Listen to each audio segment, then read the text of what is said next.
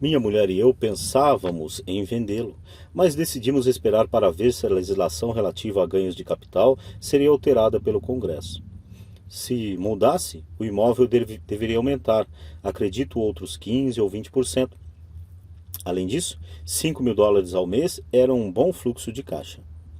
Este exemplo mostra como é possível transformar uma pequena soma de dinheiro em outra muito maior. Repito, é uma questão de entender demonstrações financeiras, estratégias de investimento, sentir o mercado e conhecer as leis. Se as pessoas não são versadas nesses tópicos, então tenderão a seguir o dogma padrão, que é buscar a segurança, diversificar e só aplicar investimentos seguros.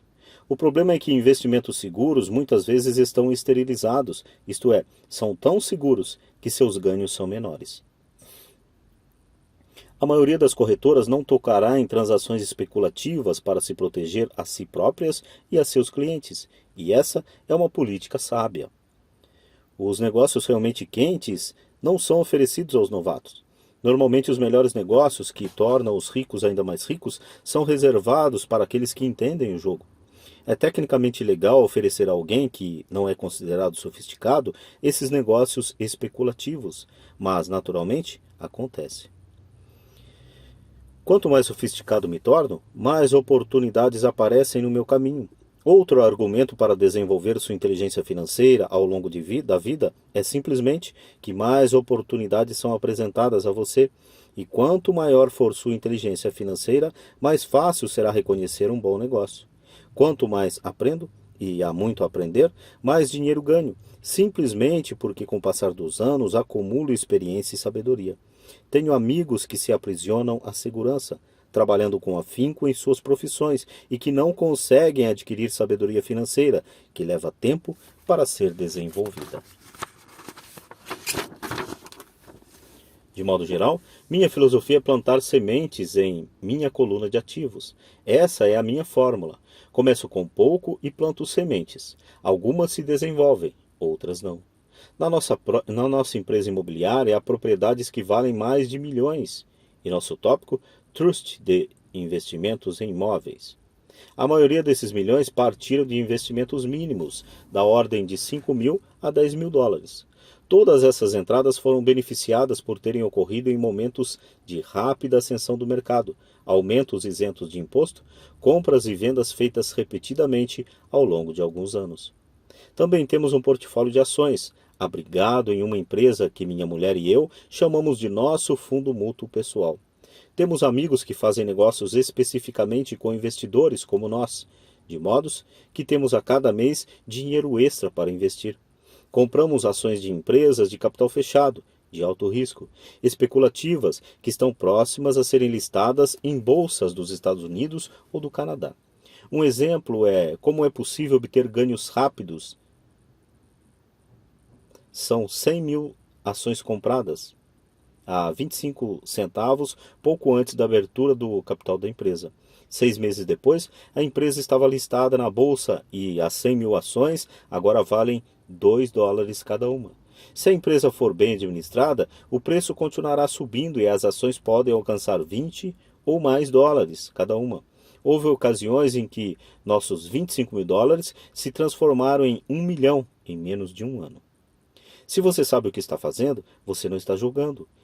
É jogo quando você põe dinheiro em um negócio e reza para que dê certo.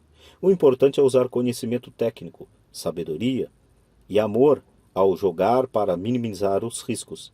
Naturalmente sempre há algum risco, e é a inteligência financeira que aumenta as chances. Assim, o que é muito arriscado para uma pessoa é menos arriscado para outra. Essa é a principal razão pela qual incentivo sempre as pessoas a investir mais em uma instrução financeira do que em ações, imóveis ou outros mercados. Quanto mais esperto você for, mais chances terá de reduzir os riscos. As ações nas quais eu invisto são exatamente, ou melhor, são extremamente arriscadas para a maioria das pessoas e não aconselho de forma alguma que outros o façam. Estou neste jogo desde 1979 e já paguei mais do que devia por elas.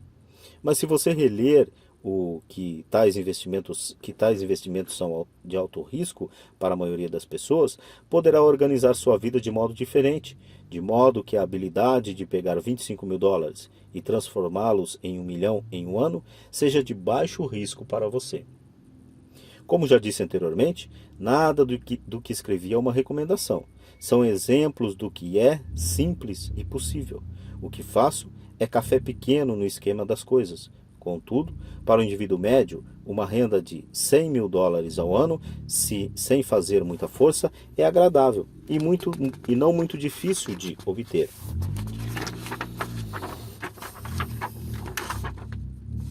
Dependendo do mercado e do quanto esperto você for, isso pode ser conseguido num prazo de 5 a 10 anos.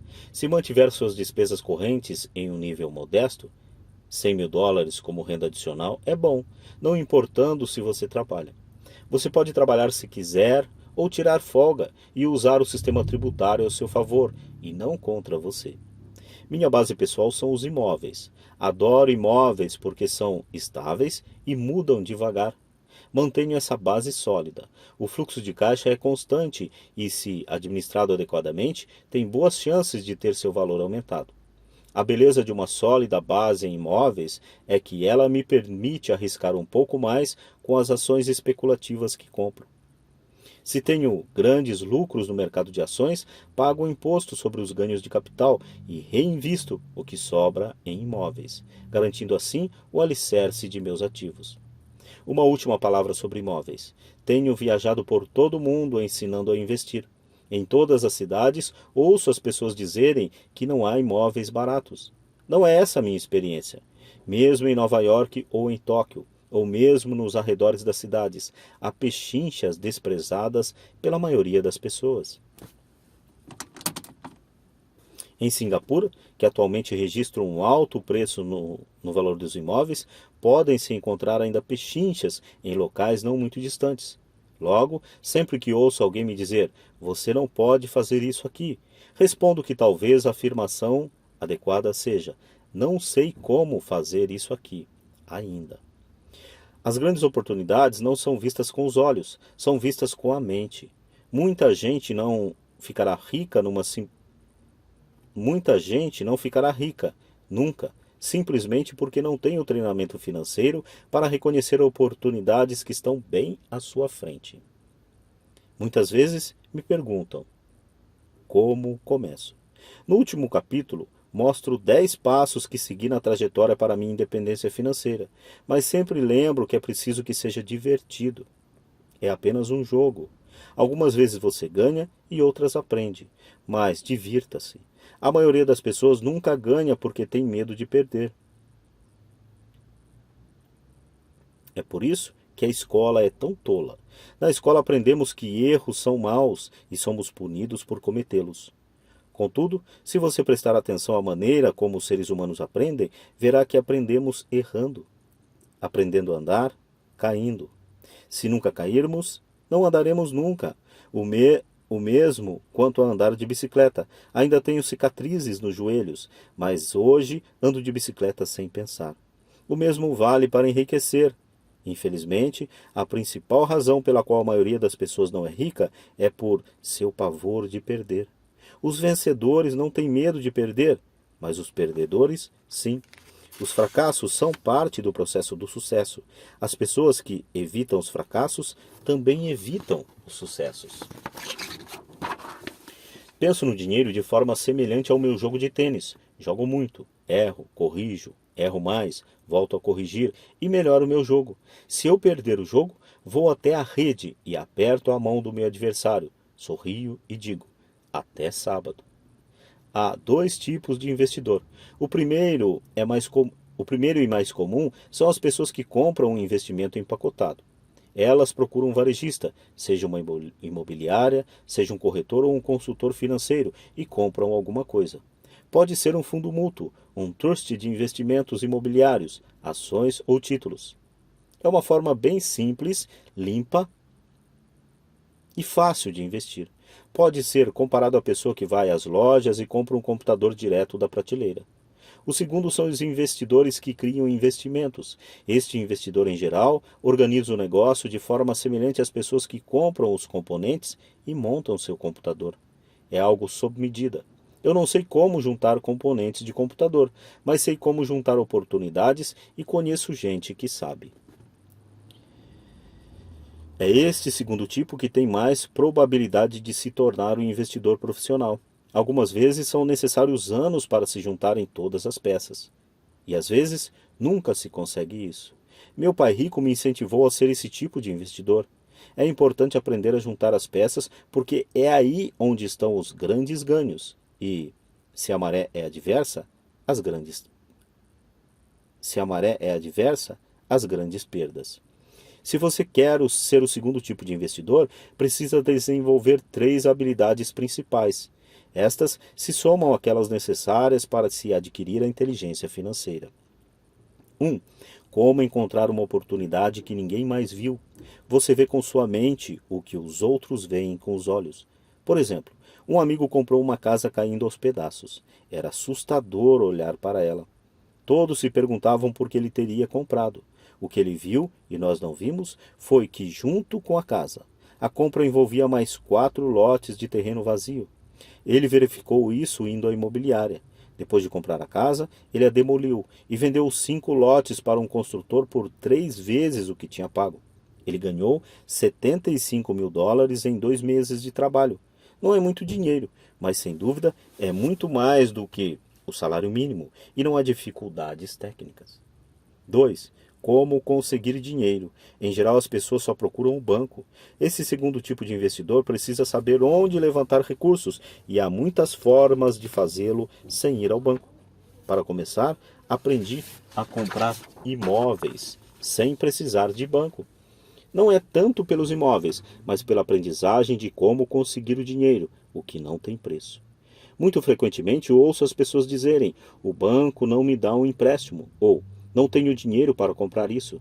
Se você quiser se tornar um investidor do tipo 2, deverá aprender a fazer o que atrapalha tanta gente. Em outras palavras, a maioria das pessoas deixa que falta de dinheiro as impeça de fechar um negócio. Se você puder evitar esse obstáculo, estará milhões à frente dos que não aprenderam essas habilidades. Muitas vezes adquiri uma casa ou ações em um prédio de apartamentos sem ter um tostão no banco. Uma vez, comprei um prédio de 1,2 milhão. O que eu fiz é chamado amarrar a transação com um contrato escrito entre comprador e vendedor. Então consegui o necessário para pagar o depósito de $100.000, o que me permitiu obter 90 dias para levantar o resto do dinheiro. Por que eu fiz isso? Simplesmente sabia que o prédio valia 2 milhões. Nunca levantei o dinheiro. Em lugar disso, a pessoa que depositou 100 mil me deu 50 mil por ter encontrado o prédio. Assumiu minha posição e eu saí do negócio. Total de tempo de trabalho, 3 dias. Repito, conta mais o que você sabe do que o que você compra. Investir não é comprar, é conhecer. E 3. Como organizar pessoas espertas. Pessoas inteligentes são aquelas que trabalham com ou contratam uma pessoa mais inteligente do que elas. Quando você precisar de orientação, assegure-se de escolher sabiamente seu conselheiro. Há muito o que aprender, mas a recompensa pode ser astronômica. Se você não quer aprender estas habilidades, então é aconselhável ser um investidor do tipo 1. Sua maior riqueza é o que você sabe. Seu maior risco é o que você não conhece. Sempre há risco, de modo que aprenda a administrá-lo, em vez de evitá-lo. Capítulo 7. Lição 6. Trabalhe para aprender, não pelo dinheiro. Em 1995, concedi uma entrevista a um jornal de Singapura. A jovem repórter chegou na hora e, imediatamente, começou a entrevista. Sentamos no hall de entrada de um hotel luxuoso, tomamos café e falamos do objetivo da minha visita à cidade. Eu devia dividir o palco com Zig Ziglar. Ele falaria de motivação e eu dos segredos dos ricos. Gostaria de ser um dia uma autora de best-sellers como o senhor, disse ela. Eu já lera alguns de seus artigos de jornal e ficara impressionado. Ela tinha um estilo forte e claro. Seus artigos atraíam o interesse do leitor. A senhora tem ótimo estilo, respondi. O que a impede de alcançar seu sonho? Parece que não consigo ir adiante, ela respondeu calmamente. Todos dizem que meus romances são ótimos, mas não acontece nada. De modo que continuo no jornal. Pelo menos dá para pagar as contas. O senhor teria alguma sugestão? Sim, retruquei animadamente. Um amigo meu tem, aqui em Singapura, um curso que ensina as pessoas a vender. Ele dá cursos de treinamento em vendas para as principais empresas dessa cidade e penso que se a senhora assistisse a um de seus cursos, sua carreira poderia se beneficiar bastante. Ela se espantou. O senhor está dizendo que eu deveria aprender a vender? Balancei a cabeça afirmativamente. O senhor está falando sério? Voltei a fazer que sim com a cabeça. O que há de errado com isso? Agora eu estava recuando. Ela se ofendera com o que eu disse. Preferiria não ter dito nada. Em minha tentativa de ser útil, comecei a defender minha sugestão.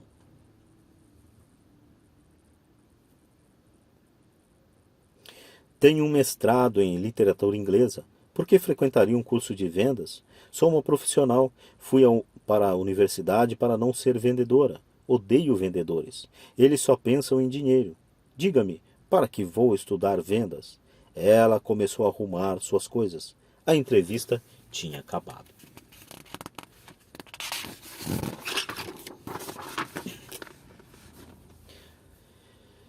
Na mesa em frente ao sofá estava um exemplar de um best-seller que eu publicara. Peguei o livro e algumas notas que ela fizera num bloco. Está vendo isso? Disse eu apontando para as suas anotações. Ela olhou para o bloco. O quê? Ela disse confusa. Novamente apontei para as suas anotações. No bloco, ela escrevera Robert Kiyosaki, autor de best-sellers. Aqui fala autor de best-sellers, não diz melhor escritor. Seus olhos se arregalaram imediatamente. Sou um péssimo escritor. Você é uma grande escritora. Eu frequentei cursos de venda. Você tem mestrado. Junte as duas coisas e você terá uma autora de best-seller e uma boa escritora. Seu olhar estava enfurecido. Nunca me rebaixarei tanto quanto para chegar a aprender como vender. Pessoas como o senhor não têm nada que ficar escrevendo. Fui treinada profissionalmente para escrever e o senhor para vender. Não é justo. Guardou o resto de suas notas e disparou pelas amplas portas de vidro para a úmida manhã de Singapura. Pelo menos, na manhã seguinte, sua reportagem era equilibrada e favorável. O mundo está cheio de gente inteligente, talentosa, instruída e qualificada. Encontramos com elas todos os dias. Estão todas em volta de nós. Alguns dias atrás, meu carro estava com problemas. Entrei numa oficina e o jovem mecânico consertou em alguns minutos. Ele sabia o que estava errado, apenas olhando e ouvindo o barulho do motor. Fiquei impressionado. A triste verdade é que um grande talento não é suficiente. Sempre fico chocado ao perceber o pouco que ganham as pessoas talentosas. Ouvi outro dia que menos de 5% dos americanos ganham mais de US$100.000 ao ano. Já encontrei gente muito instruída, brilhante, que ganha menos de US$20.000 ao ano. Um consultor comercial especializado na área médica me dizia que muitos médicos, dentistas, quiropráticos têm dificuldades financeiras. Até então, eu pensava que, quando eles se formassem, os dólares choveriam. Foi esse consultor que me disse: eles estão uma habilidade atrás da grande riqueza. O que isso quer dizer é que muitas pessoas precisam apenas aprender a dominar uma habilidade a mais e sua renda aumentará exponencialmente. Já mencionei que a inteligência financeira é uma sinergia entre contabilidade, investimento, marketing e direito. Combina essas 4 habilidades técnicas e ganhar dinheiro com o dinheiro será mais fácil. Quando se fala de dinheiro, a única habilidade que a maioria das pessoas conhece é trabalhar mais. O exemplo clássico de sinergia e habilidades era essa jovem jornalista. Se ela aprendesse ativamente as habilidades de vendas e marketing, sua renda poderia aumentar de forma espetacular. Se eu fosse ela, faria alguns cursos de redação publicitária além de vendas. Então, em vez de trabalhar no jornal, eu procuraria um emprego numa agência de publicidade. Menos se seu salário se reduzisse, ela aprenderia a comunicar-se sinteticamente, como se faz tanto sucesso na publicidade. Ela também aprenderia relações públicas, uma habilidade importante. Aprenderia como obter milhões em publicidade gratuita. Então, de noite e nos fins de semana, ela poderia escrever seu grande romance. E quando este estivesse terminado, ela estaria mais apta a vender seu livro. E assim, em pouco tempo, ela poderia ser uma autora best-seller.